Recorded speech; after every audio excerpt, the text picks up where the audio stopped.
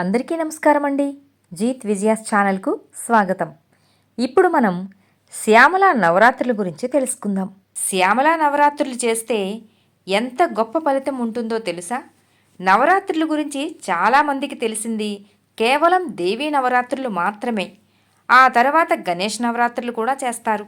అయితే హిందూ ధర్మంలో తెలుగు పంచాంగంలో ఏడాదిలో 4 నవరాత్రులు ఉంటాయి. వాటిల్లో ఒకటే శ్యామలాదేవి నవరాత్రులు. అసలు శ్యామలాదేవి ఎవరు అంటే, శ్యామలాదేవి ఆ సరస్వతీదేవి స్వరూపం అని అంటారు. లలితాదేవి భండాసురుడి మీద యుద్ధానికి వెళుతున్నప్పుడు లలితాదేవికి 4 వైపులా 4 శక్తులు ఉంటాయి. ఆ 4 శక్తులు 4 దేవతా స్వరూపాలు. ఆ 4 దేవతా స్వరూపాలలో శ్యామలాదేవి కూడా ఉంటారు. ఈ శ్యామలాదేవి నవరాత్రులు జనవరి 30వ తేదీ నుండి ప్రారంభమవుతున్నాయి. మాఘమాసం ప్రారంభం నుండి మాఘమాసం నవమి వరకు వచ్చే 9 రోజులే శ్యామలా నవరాత్రులు అని పిలువబడతాయి. అయితే శ్యామలాదేవి నవరాత్రులు ఎవరు చేయవచ్చు? శ్యామలా నవరాత్రులు చేయడం వలన కలిగే ఫలితమేంటి, ఎలా చేసుకోవాలి అని తెలుసుకుంటే కనుక, శ్యామలా నవరాత్రులు చేయటం వలన 4 ఫలితాలు లభిస్తాయట. వాటిలో ఒకటి వాక్కు. శ్యామలాదేవిని ఆరాధిస్తే, శ్యామలా నవరాత్రులు చేస్తే అద్భుతమైన వాక్కును విద్యను ప్రసాదిస్తుందట అమ్మ. చిన్నపిల్లలైనా మనసులో ఏదైనా నేర్చుకోవాలి అనే కోరిక ఉన్నవారు అయినా శ్యామలా నవరాత్రులు చేస్తే వారు నేర్చుకోవాలి అనుకున్న విద్య వారిని తప్పక వరిస్తుందట. అంతేకాదు, జ్ఞాపక శక్తి కూడా పెరుగుతుంది. ఉద్యోగాలు కావాలని అనుకునేవారు, ఉన్నత పదవులు పొందాలని అనుకునేవారు శ్యామలాదేవిని పూజిస్తే ఆ తల్లి అనుగ్రహంతో అన్నీ చేకూరుస్తుందట. వశీకరణ అనే మాట అందరూ వినే ఉంటారు. వశీకరణ అంటే ఆకర్షించే శక్తి. శ్యామలా నవరాత్రులు చేస్తే ఆ వశీకరణ శక్తి లభిస్తుందట. వశీకరణం అంటే మనుషుల్ని స్వార్థం కోసం ఆకర్షించడం కాదు. వశీకరణం అంటే ఏదైనా పని చేయాలి అనుకుంటే దానికి తగ్గ పరిస్థితులు అనుకూలించడం, అందరూ ఆ పని జరగటానికి సహకరించడం, అలాగే ఏదైనా మాట్లాడినప్పుడు చెప్పినప్పుడు ఆ విషయాన్ని అందరూ వినేలా ఉండటం.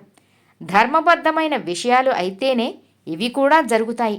లేకుంటే ఆ తల్లి అధర్మమైన పనులకు తోడ్పాటు ఇవ్వదు.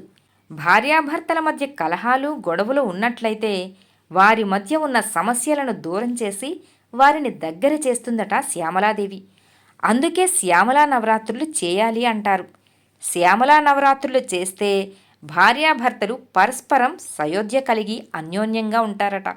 ఎలా పూజించాలంటే, శ్యామలా అమ్మవారిని పూజించాలని, శ్యామలా నవరాత్రులు చేయాలని అనుకునేవారు శ్యామలా సహస్రనామాలు కానీ, శ్యామలా దండకం కానీ పారాయణం చేయవచ్చు.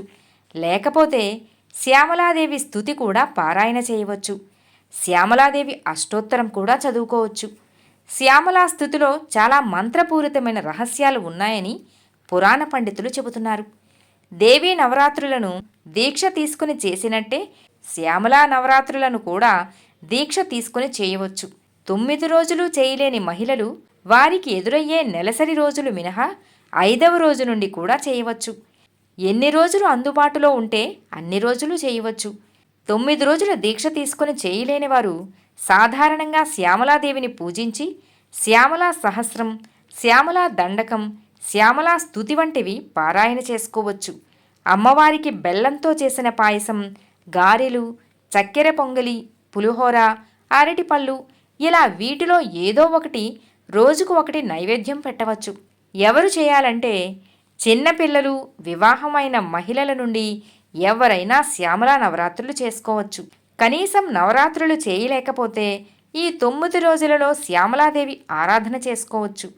శ్యామలా దండకం, శ్యామలా అష్టోత్తరం, శ్యామలా స్తుతి వంటివి ప్రతిరోజు కూడా మనం పూజ చేసుకునే సమయంలో చెప్పుకోవచ్చు.